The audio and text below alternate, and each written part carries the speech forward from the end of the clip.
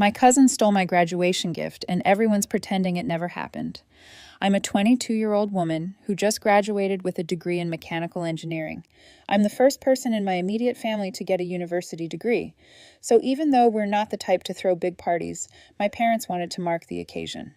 They put together a small backyard celebration. Nothing too fancy, just a few folding tables, food from a local catering service, and a rented canopy in case the weather turned. It was mostly close relatives, a few neighbors, and some family friends we've known forever. The whole thing felt casual, but people were in a good mood. My mom floated between guests with plates in hand while my dad manned the grill like it was a national holiday. Somewhere between drinks and dessert, my godfather pulled me aside. He's not the loud type, very private, barely posts on social media, and mostly keeps to himself at gatherings, but he's always been solid. He handed me a white envelope and told me to open it later. He said it was something to help me get started with work and not to make a big deal out of it. I thanked him, slid it into my back pocket, and kept helping out with cleanup and making sure people had what they needed. When I went back inside to drop off some used trays, I slipped the envelope into my bedroom drawer upstairs. I didn't think twice about it. The bedroom door was open like always, and the drawer wasn't locked, but nothing had ever gone missing in our house before. After that, the day kept rolling. People came and went. Most of the older guests left by sundown.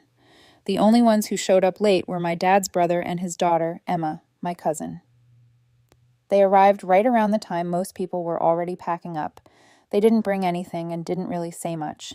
Emma is the kind of person who always seems just a little annoyed to be anywhere, but my parents still welcomed them like nothing was off. She stayed on her phone the entire time, barely looking up.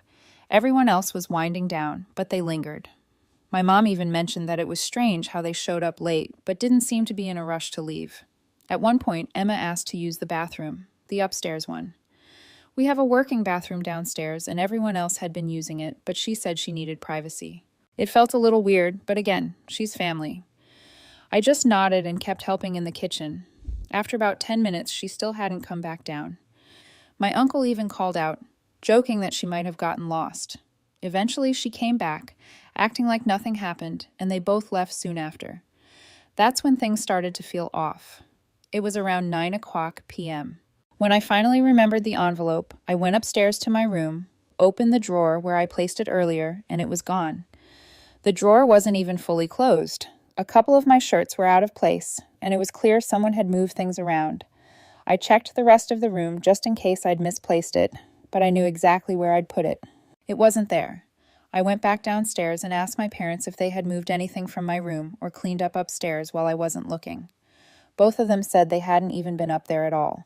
I didn't say much more to them in the moment. Instead, I stepped outside and texted my godfather, asking him what exactly had been in the envelope. He replied pretty quickly. It was $3,000 in cash meant to help me buy some of the basic tools and software licenses I'd need for work, stuff that's not cheap and that he knew I couldn't afford. Right away, he wanted it to be a surprise, something that would give me a real start. As soon as I read that, I knew who had taken it. Only one person went upstairs. Only one person acted weird. Emma had been up there for nearly 10 minutes, and no one else even had a reason to be near my room. I told my parents what I suspected. My mom looked uncomfortable. My dad just kind of froze, then told me to let it go and not start anything over this. I asked how losing $3,000 isn't starting anything, but they said it would only cause drama and wasn't worth it. I didn't push it further with them. Instead, I quietly tried to talk to my uncle.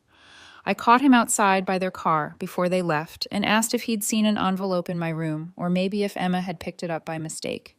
He just shrugged, wouldn't meet my eyes, and mumbled something about not knowing what I was talking about. Then he got in the car. Later that night, I posted a message in our family group chat. I kept it polite. I didn't name anyone. I just said that an envelope had gone missing from my bedroom drawer during the party and asked if anyone might have seen it or picked it up by accident. No one replied for hours. Then Emma finally responded, not with an explanation, but with a single line. Maybe don't leave your stuff lying around. Then she left the group chat. That was the moment it all became real. The day after the party, I drove over to see my godfather in person. He doesn't live far, and I didn't want to explain everything over text. When I got there, I thanked him for the gift, told him how much I appreciated it. And then I explained that the envelope had gone missing. I told him everything, including what Emma had said in the group chat and how she left it right after. He stayed quiet for a second, then said he wasn't surprised. What did surprise him was how bold she'd been about it. He wasn't upset with me. If anything, he looked more disappointed that it had happened at all. He said he wanted to help me pursue it, even if it made things messy. He told me to treat it like what it was, stolen money, not some family misunderstanding. Before I left, he said if I ever needed a statement or any support, he'd put it in writing. Back home, my mother tried to calm everything down. She said maybe it was a misunderstanding and reminded me that family matters shouldn't turn into war. I told her it didn't feel like a misunderstanding when $3,000 disappeared. And the only person who went upstairs made a joke and dipped from the chat. That night, I was scrolling social media and saw something that made everything click harder. Emma had posted a photo on her profile showing a brand new iPad Pro, still in its box, with the caption, "Early study prep gift for myself. Mobile phone sparkles." I did a reverse image search just to be sure it wasn't a repost. It wasn't. The photo was taken in her room. I could see her desk and familiar posters in the background. I didn't comment or like it. I sent the post to her in a private message and asked her about it. She read the message, then deleted the post completely. No reply, nothing. Just vanished from her profile like it never happened. I gave it a few hours, then messaged her directly. I didn't accuse her in harsh words. I just told her I knew what had happened and gave her one last chance to make things right without dragging the entire family into it. She responded almost instantly, called me paranoid, said I was imagining things and should go play detective somewhere else. Then she added a laughing emoji at the end, just like she did in the group chat. No denial, no explanation, just mocking. After that, I went to my father and told him I wasn't letting this slide. I said I'd give her a few days, and if nothing changed, I'd file a police report. That's when he let something slip. He said Emma had been having money problems and probably borrowed the envelope, thinking she'd quietly pay it back later. I asked him how someone can borrow something they never asked for, how stealing cash from my drawer and buying electronics for herself counted as borrowing. He didn't have a real answer. He just looked tired. I told my godfather everything that had happened so far. He was done playing nice about it. He said he'd write up a formal statement confirming the cash gift and the date he gave it to me. He told me not to wait too long, or people would try to twist the story. That same night, I put together screenshots of the iPad post, the messages from Emma, the godfather's confirmation, and the timeline of events. I kept everything neutral.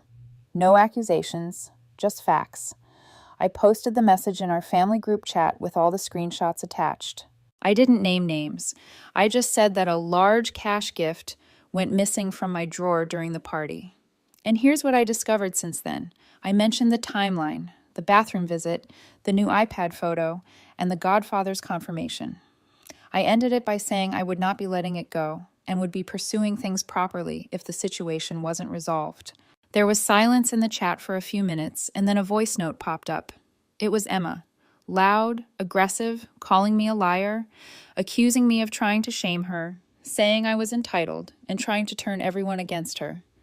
After that, all direct contact between us ended once legal boundaries were in place. She talked over herself in the recording, throwing out excuses and insults in the same breath. Then she blocked me. A few seconds later, I got a notification saying I had been blocked by her on every platform, phone, text, messaging, apps, everything. My godfather called to say the same thing had happened to him. She had cut off all contact. From that point on, neither of us could reach her again, and she couldn't contact us either. It was like she slammed a door shut behind her and assumed that would be the end of it. It wasn't. After the message and screenshots went up in the family group chat, I didn't expect a warm reaction, but I didn't expect what came next either.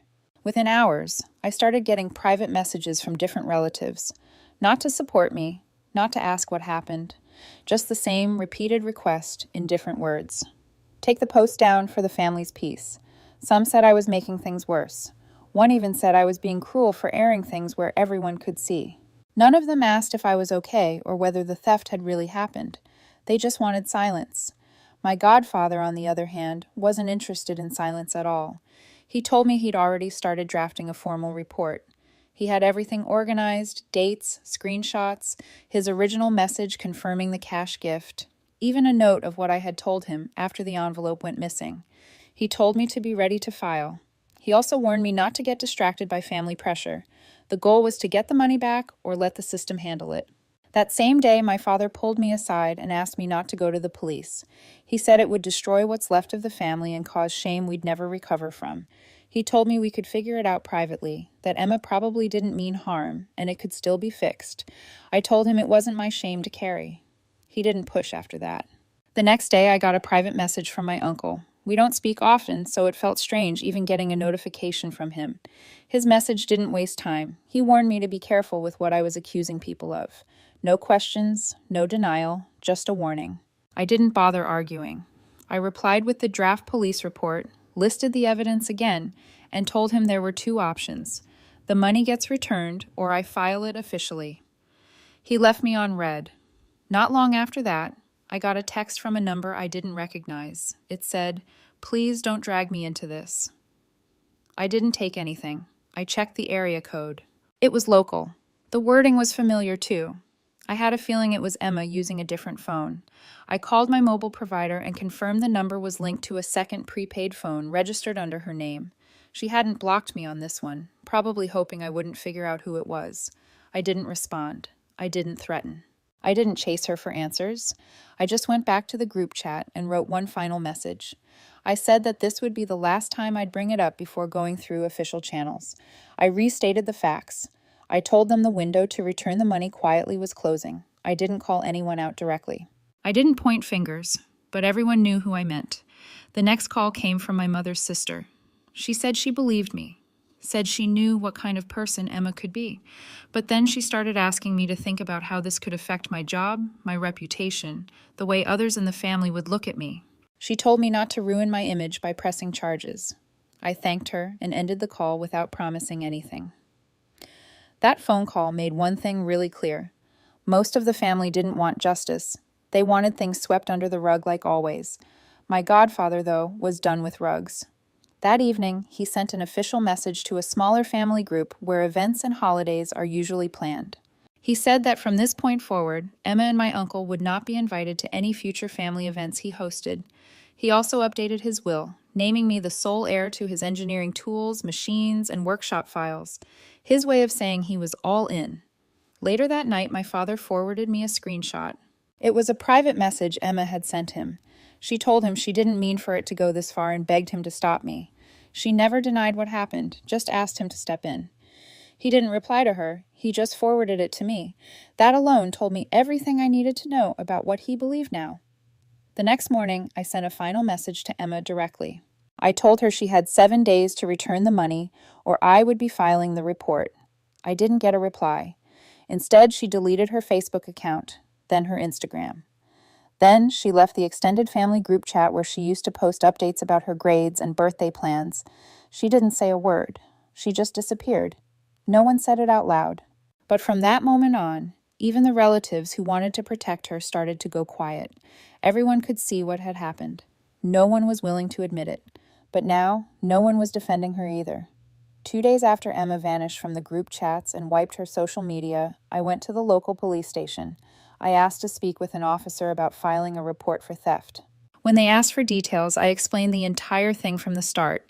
My graduation party, the cash envelope from my godfather, the upstairs bathroom visit, the missing envelope, the iPad post, and the mocking responses that followed. I showed them the screenshots, the godfather's message confirming the gift, the deleted post, and the final group chat messages. The officer reviewed everything and didn't brush it off. He said it wasn't the first time they'd seen something like this and encouraged me to file a formal complaint. He explained what kind of evidence would help build a stronger case. Written statements, digital proof, a full timeline. He gave me a packet of paperwork and told me how to file. Back home, I spent the next 2 nights building a case file. I put everything in order, every text, every screenshot, every call log. My godfather typed out a signed statement confirming the exact date and time he handed me the envelope along with the amount inside. He even noted where we were standing during the handoff and the reason for the gift, professional tools and career support. I included that too. I reached out to Emma through one of the few numbers I still had for her and asked if she was willing to give a statement. Her reply was short. She said she didn't want to get involved. That was it. No denial, no claim of innocence, just avoidance, which made everything feel even more obvious. Once I submitted the file, the police opened an official case and told me they'd start with a basic inquiry, checking in, confirming the story with my godfather, possibly speaking to the people involved. They also mentioned a wellness check might happen if anyone tried to claim the situation was exaggerated or stressful enough to cause harm, which apparently wasn't uncommon in family cases like this. Within a few days, word of the report started to spread.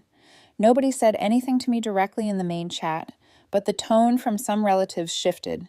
I got vague texts, things like, "Do you really want this hanging over us?" or "Aren't there better ways to solve this?" They didn't deny what had happened. They just wanted the whole thing to stop. Then Emma reappeared online, but under a slightly different version of her name. She started posting again, this time acting like nothing had ever happened. She put up a photo carousel of her new desk setup, new iPad, new headphones, a wireless keyboard, a fancy chair, and a caption talking about how proud she was of her educational investment. Her new profile was set to public for some reason, so I saved everything and didn't say a word. Just logged it, filed it, and moved on. Not long after that, my grandmother called me. She was crying. She told me this wasn't what the family was about and that I was pulling everything apart by pushing things this far. I listened, but I didn't change course. She didn't ask what happened. She just wanted me to stop. A cousin on my mother's side reached out that same night. She told me she believed me and that Emma had been getting away with stuff like this for years. Small things, quiet things, borrowed money never returned. Guilt-tripping people into gifts, backhanded comments masked as jokes. No one ever called her out because she played the victim the moment anyone tried. The next morning, I got another message, this time from my uncle. It wasn't aggressive at first, just vague, but it ended with something that felt like a threat. He told me to reconsider making false claims before someone gets hurt. I didn't reply. I saved it, added it to the file, and contacted a lawyer. The lawyer I found came recommended by someone my godfather knew. I sent over the full case file and had a meeting the next day. He told me I had enough for a civil case already, and the harassment from my uncle could push it into stronger legal ground. He said we could file for both stolen property and emotional distress, depending on how the next few days went. That same day, the lawyer sent a cease and desist letter to both Emma and my uncle. It was clear and direct. No more contact, no more threats, and no more attempts to intimidate or interfere with the process. We had receipts now. There would be consequences. That night, I parked my car in the usual spot on our driveway. Around 2:00 a.m., I woke up to a loud sound outside. When I looked in the morning, my windshield was streaked with dried egg, shells on the ground, one still half smashed on the hood. I checked our small security cam facing the driveway, but it only caught a shadow moving past the edge of the fence. Face covered, hoodie up, I reported it right away and added it to the police file. The lawyer updated the civil case file, and the officer I had spoken with earlier followed up by phone and told me they'd take it seriously, especially if there were more incidents. What started with an envelope had now turned into something bigger, but it was all connected, and it wasn't over yet. The morning after the eggs were thrown at my car, I installed a motion-activated security camera outside. It was a small unit with night vision and cloud storage. Nothing fancy, but enough to catch movement on our driveway. I filed an updated vandalism report with the police, attaching the photos of the dried egg, time-stamped footage of the shadow moving past the fence, and the audio clip of the threat from my uncle. They logged everything and said they'd flag the case for potential escalation if more harassment followed. That same night, the camera picked up another incident. Around 2:47 a.m., a figure in a hoodie walked up the driveway and threw something that looked like a small bag filled with trash at the side of my car. The face wasn't visible, but the height, build, and posture looked similar to Emma. I saved the footage and backed it up in 3 places before forwarding it to both the police and my lawyer. When my godfather heard about the second incident, he offered to help cover legal fees if the case moved forward. He said if they were trying to scare me into silence, they picked the wrong family to mess with. He meant it. A few days later, my father told me that my uncle wanted to meet in private. He claimed he wanted to clear things up and avoid more damage. I agreed to the meeting, but only under one condition. I would be there, and it would happen somewhere neutral. We picked a public cafe near a main road, one with security cameras and open tables. I brought a small audio recorder with me and asked for consent before we started, which he gave with a nod. He opened the conversation casually, as if this wasn't about thousands of dollars in a police report. After a few minutes, he admitted, almost offhandedly, that the envelope had been taken out of desperation. He didn't apologize. Instead, he said, "My godfather has more than enough money and that helping his niece shouldn't be such a big deal," trying to shift blame. Then he slid a white envelope across the table with $1,500 inside. No note, no explanation, just the cash. He called it a gesture of goodwill, like we were splitting a bill instead of addressing theft. I pushed it back toward him and told him that half the money didn't cancel the theft or erase what they had done. He shrugged, leaned back, and muttered under his breath that I'd regret dragging my own family through the mud. I ended the meeting right there. That night, I got a message from a distant cousin I barely talked to. She said she had been following the situation quietly and felt like I needed to know something. Years ago, Emma had taken small amounts of money from cousins, aunts, even grandparents. Nothing major. $50 here, $100 there, but she always called it borrowing and somehow avoided any fallout. Most people never brought it up again. She said everyone had just gotten used to ignoring it. That wouldn't happen this time. I played the cafe recording for both my parents. My dad listened without saying much. He didn't try to defend her or soften anything anymore. After that, he stopped asking me to back off and never brought up family unity again. My mom, who had stayed quiet throughout all of this, finally said she understood why I couldn't let it go. She told me she was on my side now and that she hadn't realized how far things had gotten until she heard the way my uncle spoke at that table. My lawyer began preparing the civil case, one for theft, one for emotional distress, and a third count for reputational damage caused by the public denial and intimidation. We added the attempted hush money offer, the past messages, the recordings, and the vandalism to the file. He said the timeline and evidence painted a very clear picture. After that, my godfather and I sat down and went through everything again. Every piece of evidence, every conversation, every warning, every time someone tried to get me to drop it. We both agreed this wouldn't be one of those family problems that disappeared quietly. Not this time. 2 weeks after the cease and desist letter and the cafe meeting, the police called Emma in for questioning. They had reviewed all the material I'd submitted, the godfather's statement, the evidence timeline, the screenshots, and even the footage from my security camera. She arrived at the station with my uncle and immediately denied everything. She told the officers there was no envelope, no cash, and claimed it was just family drama that got out of control. My uncle sat beside her, quiet for the most part, but nodded along to everything she said. The officers didn't argue with her directly. They asked follow-up questions based on the timeline. The problem was, her story didn't match the evidence. She couldn't explain why she was the only one upstairs. She had no reason for why her iPad appeared online right after the incident, or why she blocked me and my godfather after the confrontation. When asked about the message she sent to my father begging him to stop me, she claimed she was just trying to keep the peace. It didn't hold up. My godfather was contacted for verbal confirmation at the station, and he restated everything clearly when he gave me the envelope, how much it contained, and why he had gifted it. His version matched exactly with the written statement already on file. Between the inconsistencies in her version and the solid timeline we had, the police told me afterward they were keeping the file open and continuing with inquiries. After that meeting, word got around fast.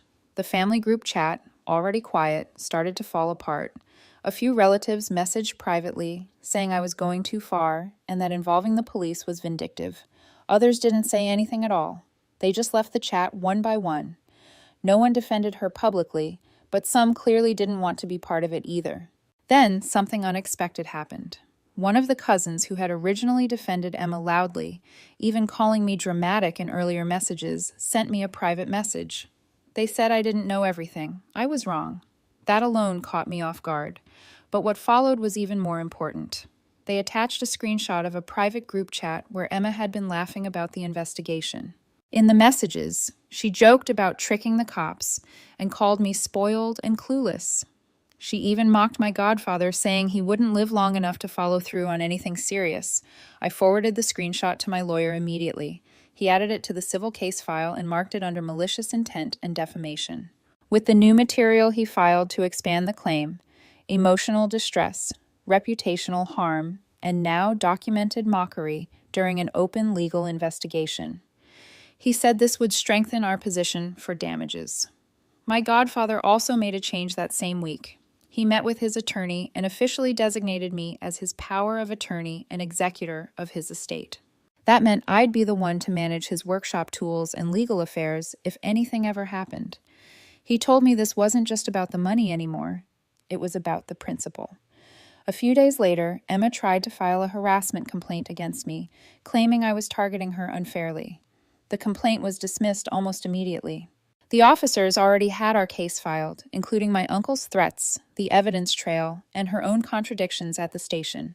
They filed it away as baseless and flagged it in their system. Then, 3 days after the failed complaint, it happened again. Another late-night noise outside, another mess on the driveway, but this time the camera caught everything. The figure wasn't in a hoodie anymore, it was Emma. She didn't bother covering her face this time, suggesting she was emotionally unraveling under pressure. She walked up, threw the eggs, and walked back down the street like it didn't matter. Same exact time as before. I clipped the footage, saved it, and submitted it to the police. The next afternoon, officers visited her house. Emma was officially questioned for vandalism and intimidation. They didn't charge her on the spot, but the incident was added to the active case. The officer told me it would reflect badly on their credibility in court. That was the breaking point. The relatives who had still been defending her went silent. Some stopped replying to her messages. A few removed her from social media. No more subtle defenses. No more neutral stances. She had lost the benefit of doubt. Her story was collapsing one layer at a time. After the footage of Emma egging my driveway was submitted, the police reviewed everything and charged her with misdemeanor vandalism. The video showed her face clearly. The time matched previous incidents, and it fit the pattern of intimidation already tied to the case. The charge wasn't major, but it made the situation official in public. When she was called in, my uncle showed up at the station with her. Furious, he stormed into the reception area and started raising his voice, accusing me of poisoning the family and dragging his daughter through the mud. Officers stepped in immediately, warned him for interfering with an active investigation, and reminded him there was already a complaint open involving harassment and property damage. He backed down, but not before making a scene.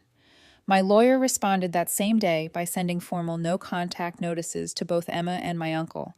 The documents clearly stated that neither of them were allowed to contact me directly again in any form: calls, texts, messages, or showing up in person. Any future attempt would be treated as a legal violation. That step changed things.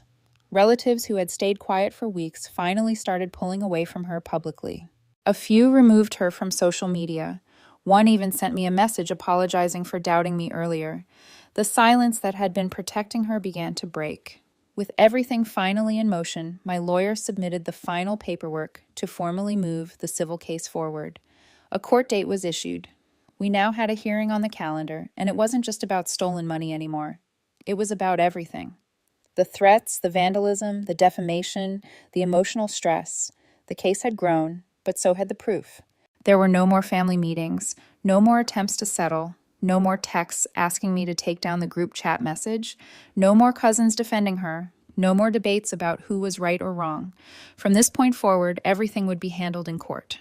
At the hearing, the judge awarded $3,000 in restitution for the stolen gift and an additional $5,000 for emotional distress, citing the consistent harassment, property damage, public ridicule, and refusal to resolve the matter respectfully. Emma did not respond during the ruling. She sat silently, arms crossed, then stood and left the courtroom without saying a word. My uncle followed behind her, head down. After the court's ruling, enforcement kicked in fast. Garnishment orders were sent to the part-time job Emma had at a local coffee shop, and her wages began being deducted until the full $8,000 judgment was paid.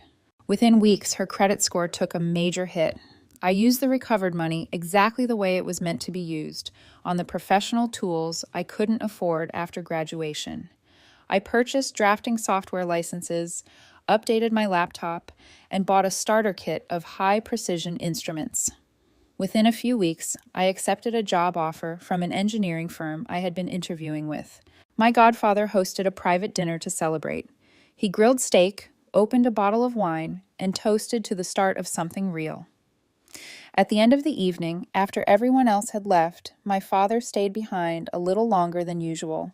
He didn't talk much, but before leaving, he pulled me aside, apologized once, just once, and said he should have believed me from the start. He didn't follow it up with excuses. He just said it and left.